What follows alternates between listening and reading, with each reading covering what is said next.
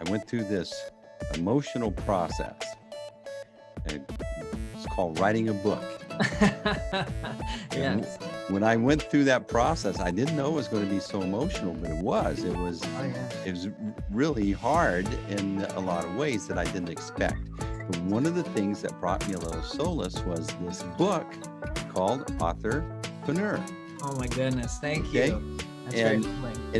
and it just happens to have your picture on the back of it. How did that get there? Yeah. Jesse Tevelow, welcome to the ROI Online Podcast. Amazing, right? Best way to do that.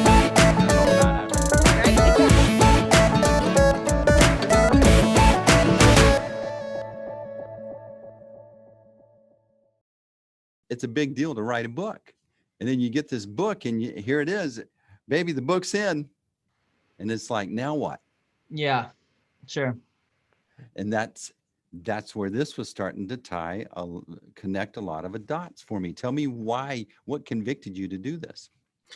Yeah, well, I'm glad that's what it's done for you. That's the purpose of the book. Obviously, authorpreneur is the combination of the word author and entrepreneur. And so this was my attempt to basically tell everyone like my blueprint and the tools that I've used to build a successful business and to leverage my book. And this was, my first book was called The Connection Algorithm, and that launched in 2015. And here we are in 2020. Authorpreneur came out maybe a year or two ago now.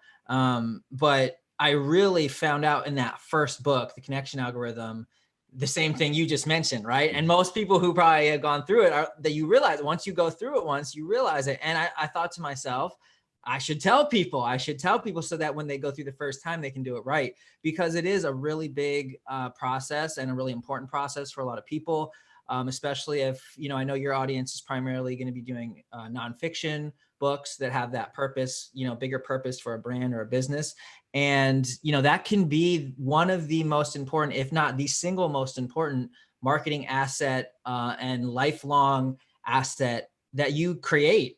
And I think people don't realize that sometimes. Maybe they do realize it and then they get nervous and stressed about it. But if you just know how to leverage it correctly, then that gives you that peace of mind and it allows you to go through with the project and get a good result. And so that's why I wrote Authorpreneur.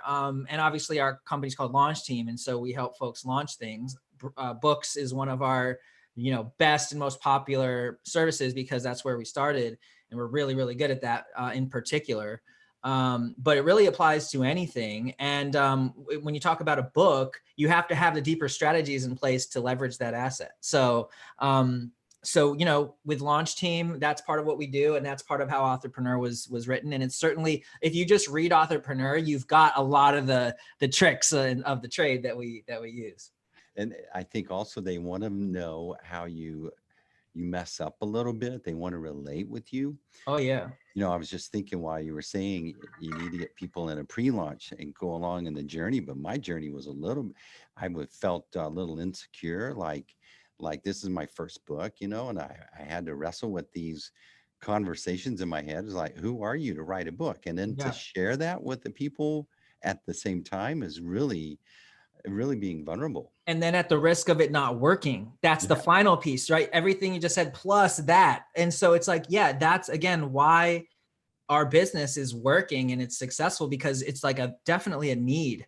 Like you don't want to mess up the launch, like a lot of people do, frankly, like most launches fail. I'm just going to be honest, like, just like how most startups fail, most launches fail, which is kind of the same thing if you think about it. And so getting the launch right is really is something that is, I don't know why it's such a black box, but it's a piece of marketing. And if you want to talk terms and get specific, I got this from Eric Huberman, the guy I mentioned, is nurturing. That's what I realized that we do. We're really good at marketing, but not just marketing, more specifically the nurturing piece of marketing, which is the relationship piece.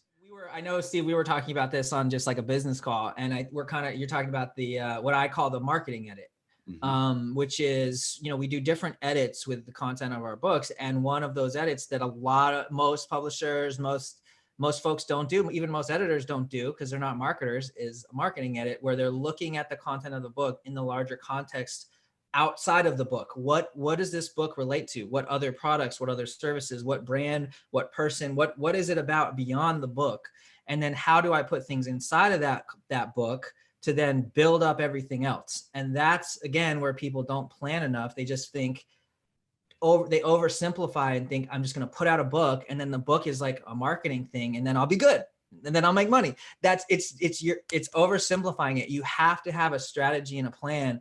And just like a simple couple little nuggets for everyone watching is, number one, you must collect email. Unless it's in fact, even if it's a fiction book, you should have something in there to collect email. Email is the number one most important thing you can possibly do, period, for your sustained success in life. Like, I'm serious. Like, it's that important, because once you have an audience, once you have email, you have a communication line, and that equals potential dollars, because guess what? That's a potential customer. And I'm not saying that to just boil it down to someone being dollars. You know, I'm about relationships. It's just a point that if you're an influencer, if you have people who listen to you, you can make money in the world. And I don't know about you, but Steve, I'm not comfortable like leaving it up to the government or any institutions or anyone really, except me, to be able to make money. Right. And you think about COVID, or you think about, these black swan moments where you don't know what's going to happen. Well, if you're watching this and you're in deep water right now, I implore you to start building a platform, start building a brand, start building an email list and a user base, because eventually, if you want to, you can monetize that, and you can use that as a way. Even if it's not monetizing, you can use it as a way to get publicity. You can use it as a way to get partnerships. So that's number one, right? You're writing a book. It's a perfect way to get people's email. They're reading about you. They're reading about what you do. Give them a way to get in touch, because Amazon is not going to give you the emails. Amazon is not going to give you anything, really. So you must put that in your book, put it in the front, because people don't read all the way through to the end. A lot of people feel like that's like annoying, but it's not. Just put it up the front. You can also put it at the end. That's number one. Number two is also put a direct link out to something, out to a link, to a site, right? And that could be, people often think, oh, I can't do that because I don't know what I'm doing yet. But just put something that links out to a site, because then you can change that page and you can adapt it later. And you can even just do a simple redirect later to something else. So just having that path baked into the book in text and writing and hyperlinked so that it's good there for the digital versions on Kindle, so someone can just click it, you will be amazed. Gosh, can I give one more? Third tip? Good. Go for it. You're doing great.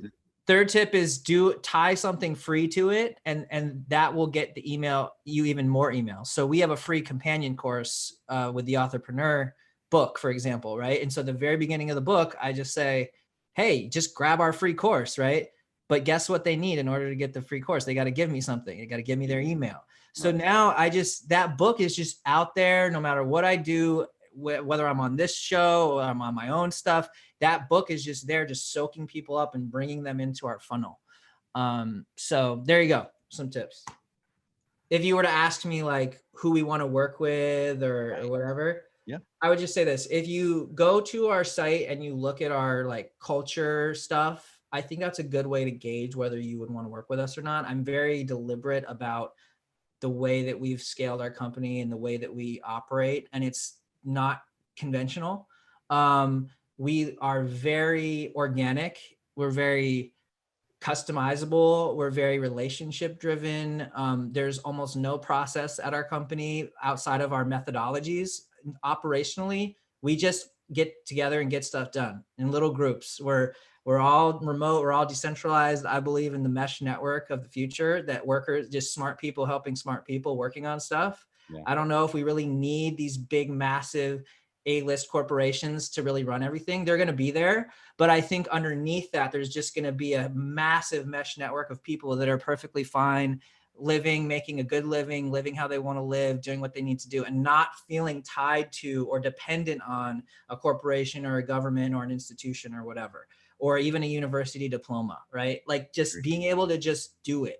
So I encourage anyone who can like see beyond the social constructs that we have right now to get in touch with us and look at our culture and say, yeah, this seems like it's good. Like, we don't do meetings, we don't have bosses. Like, people are like, what? How do you get stuff done? Well, take a look and see, because it does work. And there's other examples besides us, like WordPress is another really good example. $1 billion company. They've been remote for years and years and years. So yeah, I'll leave it at that. Come check out our culture.